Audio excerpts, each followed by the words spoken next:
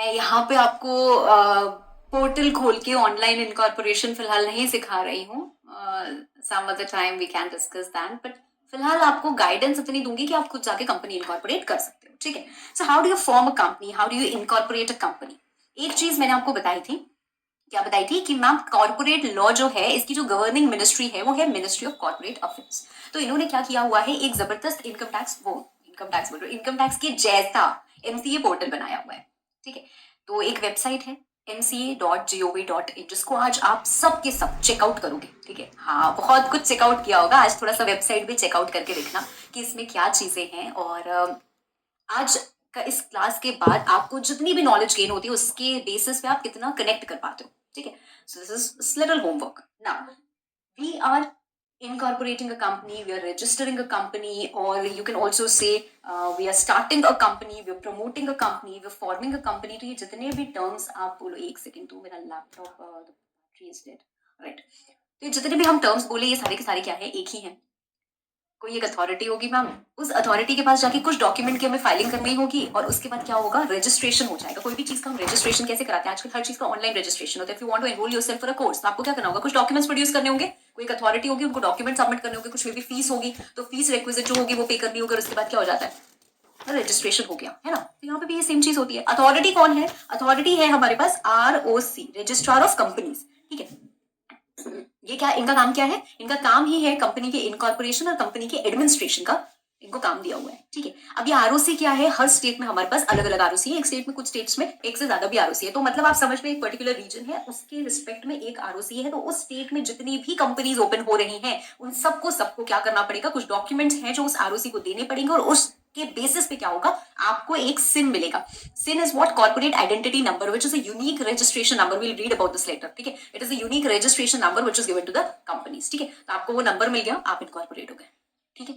अब ये क्या डॉक्यूमेंट फाइल करते हैं मैम, कितने टाइम में फाइल करते हैं, कैसे क्या है, ये जो एक प्रोसेस है ना, ये हमको थोड़ा सा डिटेल में पढ़ना है, जो हमको मिलता है सेक्शन नंबर 7 में, along with the relevant rules.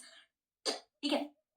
Section 3 जो है ये हमें बताता है फॉर्मेशन ऑफ कंपनी। ये हमको ये बताता है that a company may be formed for a lawful purpose, मतलब अनलॉफुल पर्पस के लिए हम कंपनी नहीं बना सकते हैं, हम लॉफुल पर्पस के लिए ही कंपनी बनाते हैं। हम ये नहीं बोल सकते मेरे को किडनैपिंग करनी है, हम तो कंपनी बनाएंगे, हम एकदम क्या करेंगे, ऑर्गेनाइज सेक्टर बनाएंगे किडनैपिंग का। किसी को भी किडनैपिंग करानी तो हमारे पास आए, हमने अच्छे खासे एकदम लौंडे रख रखे हैं, हाँ, गबरू जवान एकदम, जो जाके किडनैपिंग करते हैं। तो इस पर्पस के लिए हम कंपनी नहीं खोल सकते भाई। तो कंपनी क्या करोगे आप, लॉफुल पर्पस के लिए ही खोलोगे, पहली बात।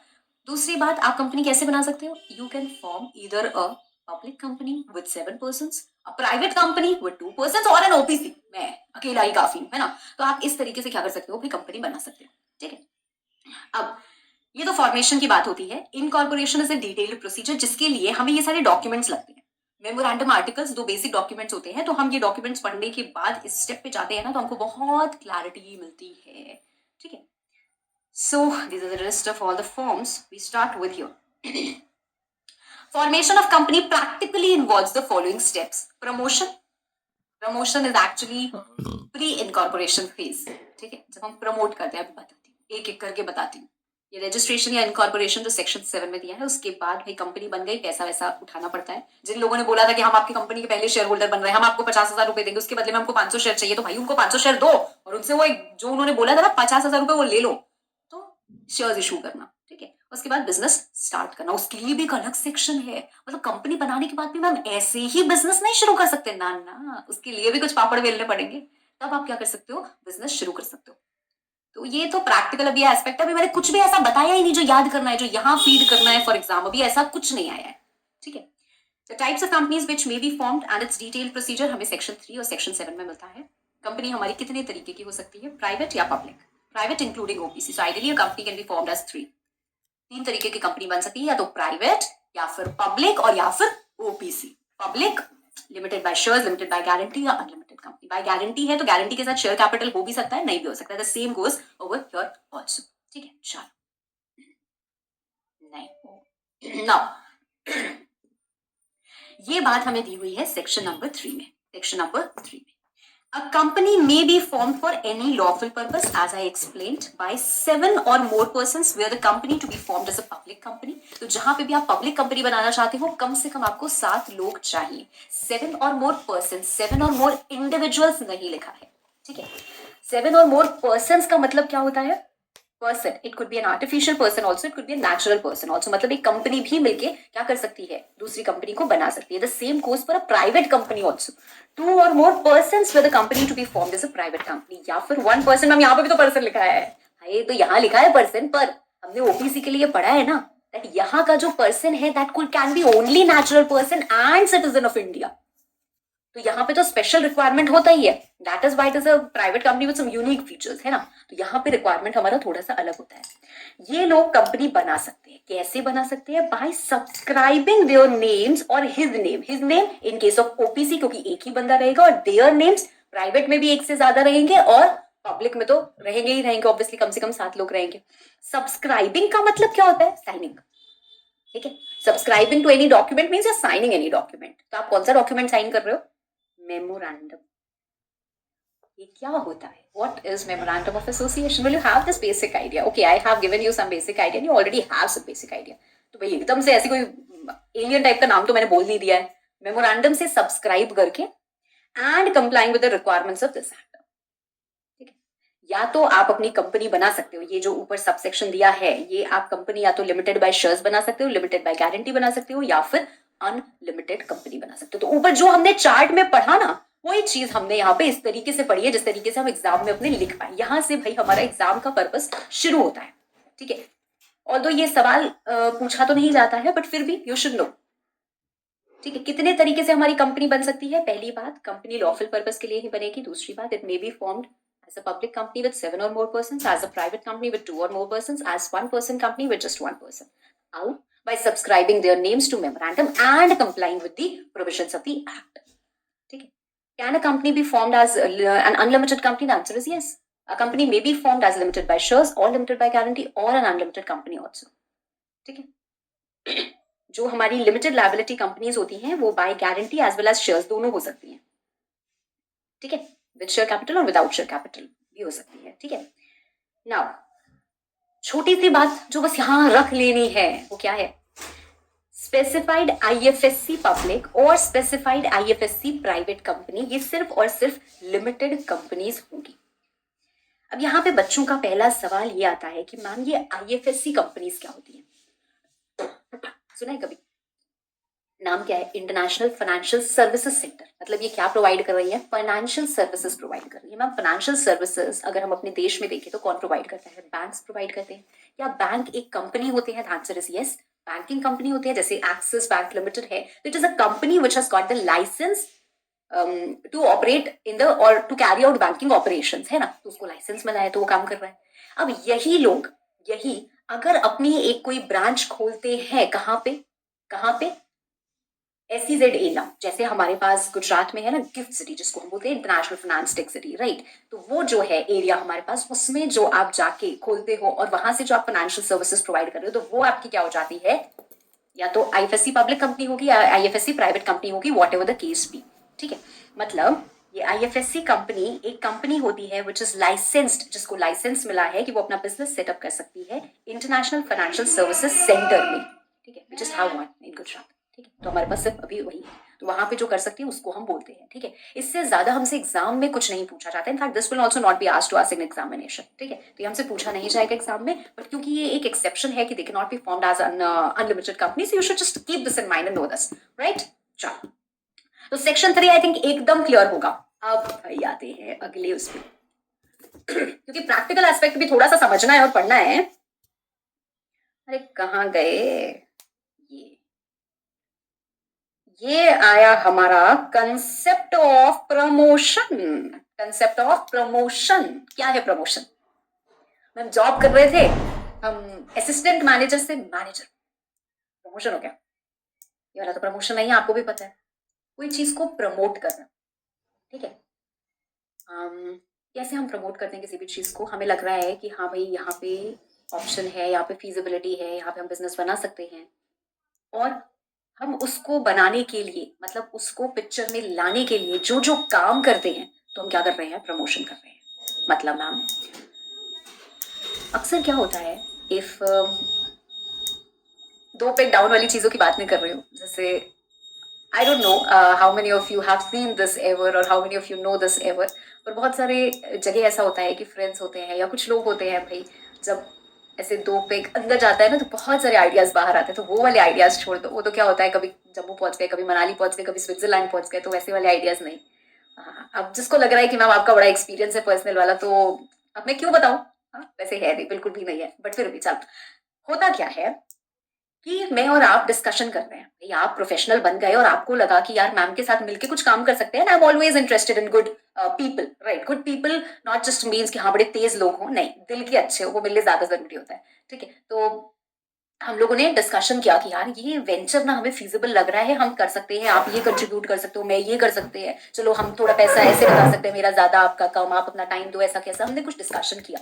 तो मतलब हम दो लोग हैं जिन्होंने ये आइडिया जनरेट किया कि हम एक कंपनी बनाते हैं, उस कंपनी में हम ये काम करेंगे, हमने सोचा है ना कि कौन सा बिजनेस करेंगे, will set up a factory, we will import goods from your, हम ये कर लेंगे, हम वो कर लेंगे, यहाँ पे एक लैंड अच्छा है, चलो वो देख लेते हैं फैक्ट्री के लिए। तो कंपनी हमारी बनी नहीं है। कंपनी बनाने के पहले कोई तो होगा ना जिसने ये शुरुआत की, जो ये सारे बेसिक स्टेप्स ले रहा है, जो ये सारे सारे काम कर रहा है, उसको हम क्या बोलते हैं भाई, प्रमोटर बोलते हैं। वो इंडिविजुअल भी हो सकता है, वो कंपनी भी हो सकती है, वो फर्म भी हो सकता है, वो कोई भी हो सकता है।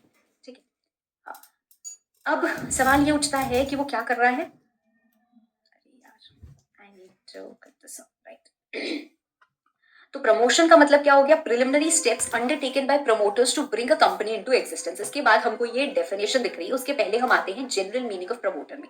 प्रमोटर कौन, वो पर्सन जिसने की आइडिया जनरेट किया कि क्या करना है, वो पर्सन जिसने सारे के सारे स्टेप्स लिए to incorporate a company and carry on the business.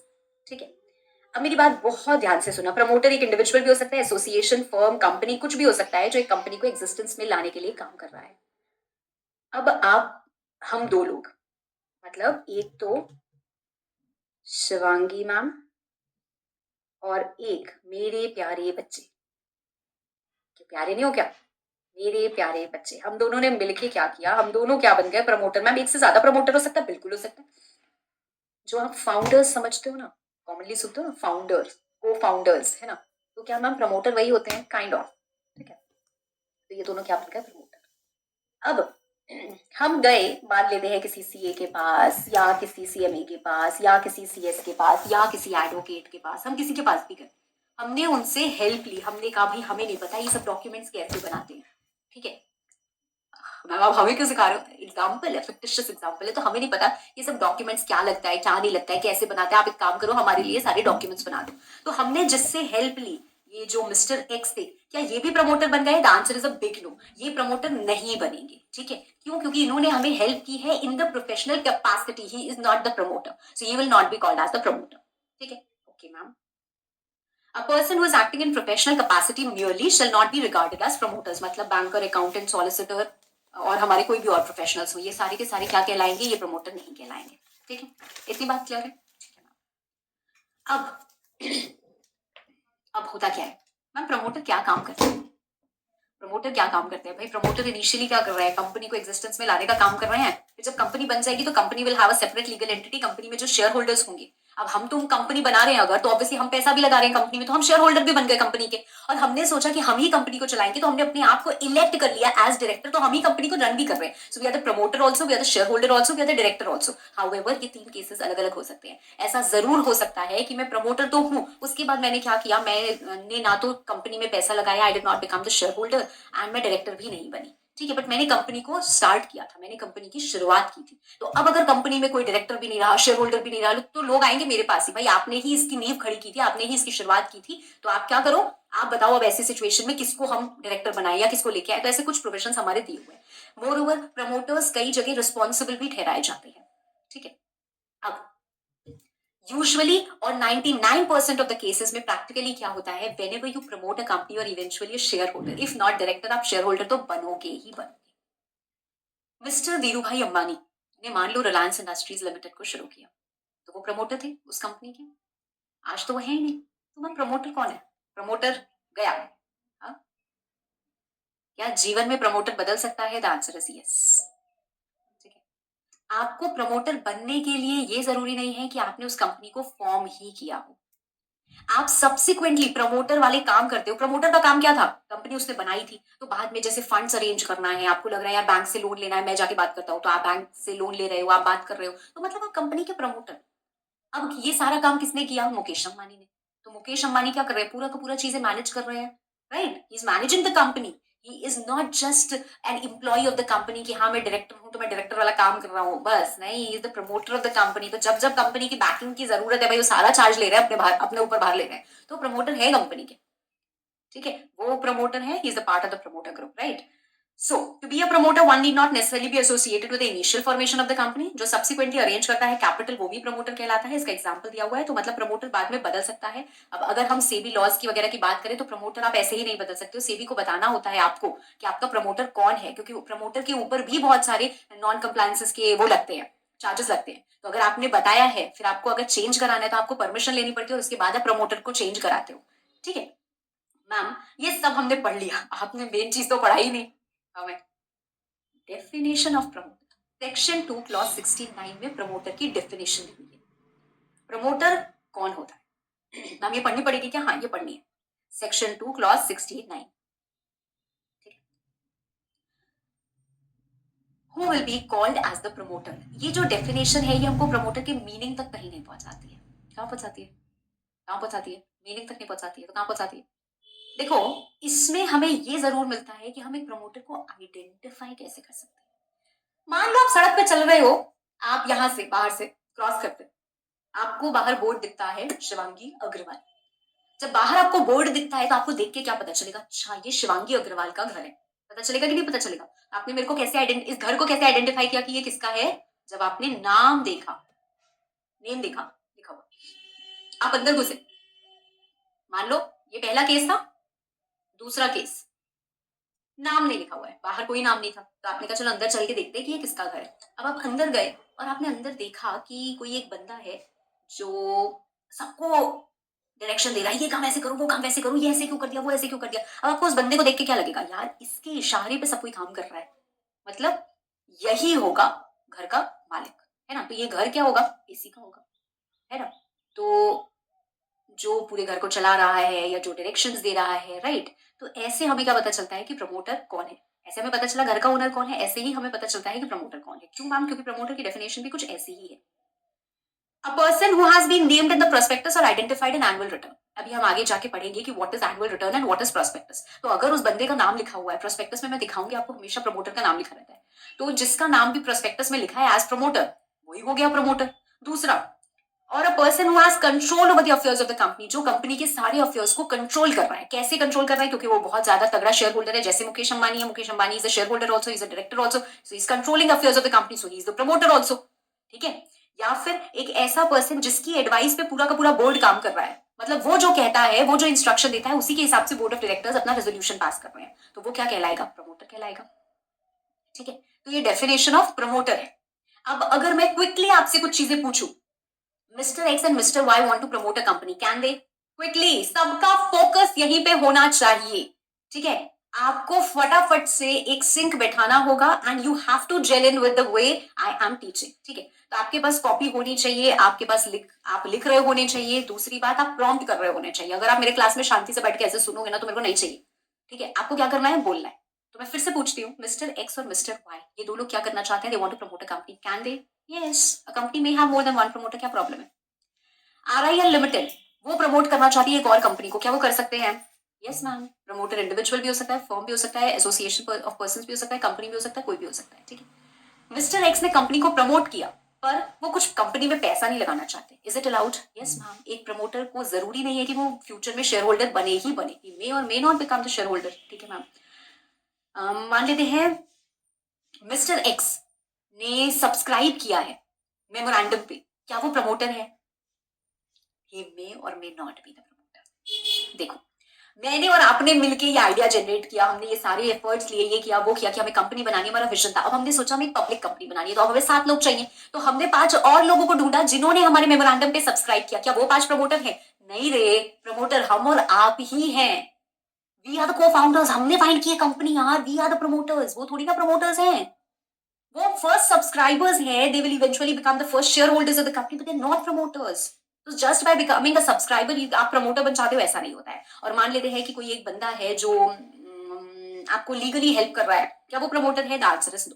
तो मैम प्रमोटर कौन होता है? प्रमोटर वो होता है जो आइडिया जनरेट करता है, सब्सक्राइबर्स ढूंढ के लाता है, पहले बैंकर को ढूंढता है कि हमारा बैंकर कौन होगा, हम कौन से प्री इनकॉर्पोरेशन कॉन्ट्रैक्ट्स कर सकते हैं, कौन हमारी कंपनी को मैनेज करेगा, कौन फर्स्ट डायरेक्टर्स बनेंगे, कैसे हम फंड्स उठाएंगे, ये सारे काम करने के लिए। तो eventually after incorporation most cases में क्या होता है, जो प्रमोटर होता है जिसने इतना एफर्ट लिया है, तो यार कंपनी में शेयर होल्डर भी बनता ही है। जब उसके शेयर्स थोड़े ग्रो हो जाते हैं तो वो छोड़ के निकल भी सकता है। तो बाद में जो पूरी कंपनी का चार्ज ले रहा है, जो मैनेज कर रहा है, फंड्स अरेंज कर रहा है, सारे काम कर रहा है, उसको हम प्रमोटर कहते हैं। ठीक है, तो मैंने बहुत सारी चीजें आपको बता दी है, much more than what is needed, right.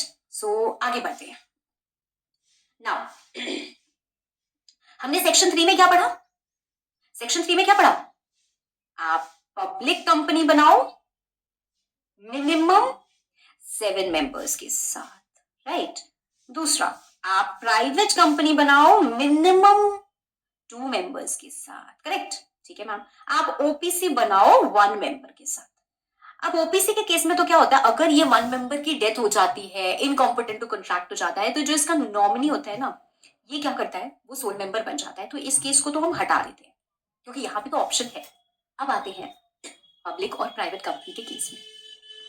Act ने क्या बोला है, minimum 7 members are needed to form a public company. And private के केस में क्या बोला है, minimum 2 members are needed to form a private company. Ma'am ये जो रिक्वायरमेंट है, ये सिर्फ at the time of incorporation है कि बाद में भी है? जैसे अगर आज मुझे पब्लिक कंपनी बनानी है, तो मैं सोचती हूँ यार हम लोग तो 2 ही हैं, मैं और मेरे प्यारे बच्चे। मैम प्यारे बच्चे तो बहुत सारे होते हैं, नहीं, जिससे मैं बात कर रही हूँ, आप समझ लो कि मैं आप ही से बात कर रही हूँ। So you and me, right. So हम 2 ही हैं, हमें 5 और बेचारे गरीब चाहिए, है ना, जो जो हाँ, जो बड़े भोले से हो, क्योंकि हम लोग तो बड़े तेज हैं, है ना, तो हम लोग उनको फंसाने वाले हैं। तो 5 मासूम हमें चाहिए और जो हमारी कंपनी में आ जाए भाई सब्सक्राइब करके। अब हमने पकड़ना शुरू किया लोगों को, कोई तैयार ही नहीं है। फिर हमने पटाया, हमने कहा यार देखो, कंपनी बनाने के लिए 7 लोग चाहिए, आ जाओ, जैसे ही कंपनी बन जाएगी छोड़ के निकल लेना ना, अपने शेयर मेरे को ही बेच देना और निकल लेना, हमारा काम भी हो जाएगा, आपका काम भी हो जाएगा। तो टोटल 7 लोगों ने सब्सक्राइब किया, मतलब साइन किया एक डॉक्यूमेंट पे, मेमोरेंडम पे, और वो 7 लोगों के साथ एक कंपनी हमने शुरू की, पब्लिक कंपनी शुरू की। थोड़े दिन बाद क्या हुआ, इन लोगों ने बोला यार हमें तो नहीं रहना है, तुमने बोला था कि बाद में निकल जाना, हमें हमारा पैसा दे दो भाई जितना हमने लगाया है, और हमें निकलने दो। निकल गए। कितने लोग निकले? 2 लोग मान लेते हैं, निकल गए। तो बचे कितने? 5। कंपनी एक्ट में लिखा था कि पब्लिक कंपनी कम से कम 7 लोगों के साथ बनेगी, ये 2 तो निकल लिए, अब बचे 5।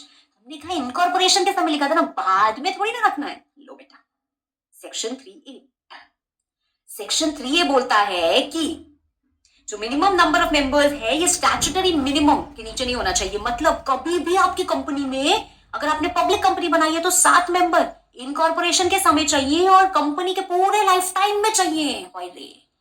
प्राइवेट कंपनी बोलता है कि ये 2 मेंबर्स इनकॉर्पोरेशन के समय चाहिए और कंपनी के पूरे लाइफ टाइम में चाहिए। अगर नहीं मिले तो क्या होगा मैम? अगर छोड़ के निकल लिए तो क्या होगा? तो लिखा है इफ एट एनी टाइम, कभी भी, the number of members of the company is reduced, number of members of the company is reduced in case the public company below 7। मतलब पब्लिक कंपनी के केस में 6 हो गए, 5 हो गए, 4 हो गए, 3 हो गए, 2 हो गए, 1 हो गए, 0 हो गया, कुछ भी हुआ तो। प्राइवेट कंपनी के केस में 1 हुआ या 0 हुआ तो। एंड और कंपनी चलती जा रही है भाई, तुमको कोई फर्क ही नहीं पड़ रहा है, तुम बिजनेस करते जा रहे हो, करते जा रहे हो, करते जा रहे हो for more than 6 months while the number of members is so reduce. जैसा हमने किया, हम 7 लोगों को पकड़ के तो लाए, फिर 2 लोग हमारा साथ छोड़ के निकल लिए। हमने कहा कोई दिक्कत नहीं, हम 5 बिजनेस चलाएंगे, हम 5 चलाएंगे पब्लिक कंपनी, हम चलाने का कैलिबर रखते हैं यार, कौन हमको रोक सकता है, मैं और मेरे प्यारे बच्चे, है ना। तो हम 5 लोगों ने क्या किया, मिलके कंपनी चलाते गए, चलाते गए, चलाते गए। अब होगा क्या? वही जो हम नहीं चाहते थे। हमने कंपनी क्यों बनाई थी कि कंपनी अलग, हम अलग, कंपनी की लायबिलिटी अनलिमिटेड, हमारी तो लिमिटेड। हमने बोला है कि हम 100 रुपए का शेयर देंगे, तो हम उस पे 100 ही रुपए कंट्रीब्यूट करेंगे। 100 रुपए से आप 1 रुपए ज्यादा भी हमसे नहीं ले सकते। पर ये चीज अब एप्लीकेबल नहीं रहेगी। मतलब अगर हमने ऐसा किया तो इफेक्ट कहाँ आता है? मेंबर्स की लायबिलिटी पे इफेक्ट आता है। क्या इफेक्ट आता है मैम? हर वो पर्सन जो कि मेंबर है ऑफ द कंपनी, मतलब अब 5 लोग, during the time that it so carries on business after दो 6 मंथ्स। देखो यहाँ पे कंपनी इनकॉर्पोरेटेड विद 7 मेंबर्स, एक टाइमलाइन बना लो, विद 7 मेंबर्स, यहाँ पे 2 members left the company, left the company. अब आपको 6 महीने का समय दिया जा रहा है। 6 महीने में भाई 2 मेंबर और ढूँढ के ले आओ, क्योंकि आपको टोटल 7 मेंबर्स चाहिए एक पब्लिक कंपनी बनाने और चलाने के लिए भी। तो अगर आपको ये पब्लिक कंपनी को कंटिन्यू करना है भैया, तो बंद कर दो आप। 2 मेंबर छोड़ के चले गए, आप कंपनी को बंद कर दो। अगर आपको कंपनी में बिजनेस कैरी ऑन करना है और चलाना है, तो आप 2 मेंबर और ढूँढ के लाइए। तो और ऐसे लोग ढूँढ के लाइए जो आपके शेयर होल्डर बनने को तैयार हो। अब यूजुअली ऐसा होता क्या है, अगर मान लो यहाँ पे तो 2 मेंबर छोड़ के चले गए ना, बेच के अपना शेयर चले गए। अगर उन दोनों की डेथ हो जाती तो लीगली ट्रांसमिट हो जाते उनके लीगल हेयर्स को, वो मेंबर बन जाते, तो ऐसी सिचुएशन में कोई दिक्कत नहीं होती। बट अगर ये छोड़ के अपने बेच के चले गए, उन्होंने अपने शेयर्स हमें ही बेच दिए, तो हम 5 ही मेंबर्स बच गए, तो अब हमें 2 और ढूंढने पड़ेंगे और उनको कुछ शेयर्स देने पड़ेंगे। ठीक है, तो अगर हम ढूंढ लेते हैं इन 6 महीने में, कैसे, इन 6 मंथ्स में, तो बहुत अच्छी बात है। अगर हम नहीं ढूंढ पाए, अगर हम नहीं ढूंढ पाए, मतलब यहाँ पे आफ्टर 6 मंथ्स, आफ्टर 6 मंथ्स ये जितने भी कॉन्ट्रैक्ट्स होंगे, all contracts entered by company remaining members who know about this shall be personally liable. Actually यहाँ पे severally liable है, मतलब इंडिविजुअली आप लाइबल होते हो for the payment of whole debts of the company. ठीक है, अब ये आपने लिख लिया हो, so I will read the whole line again.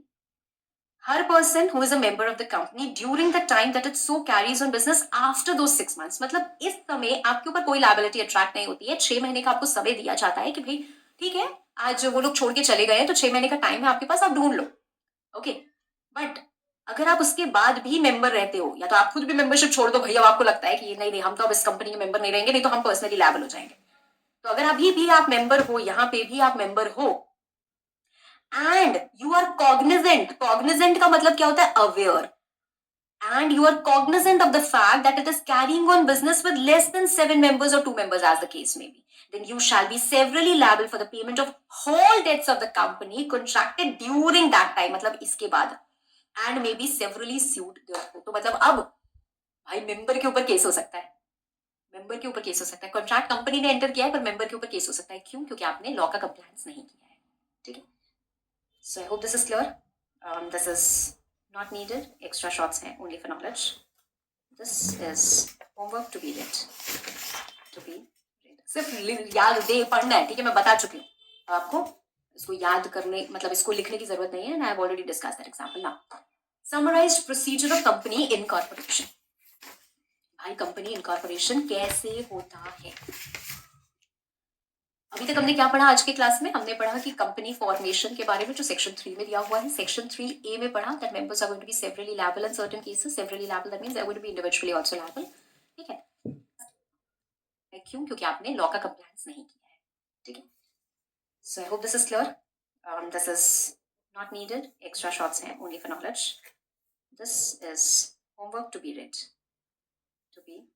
सिर्फ याद दे पढ़ना है। ठीक है, मैं बता चुकी हूँ, आपको इसको याद करने, मतलब इसको लिखने की जरूरत नहीं है। I have already discussed that example now.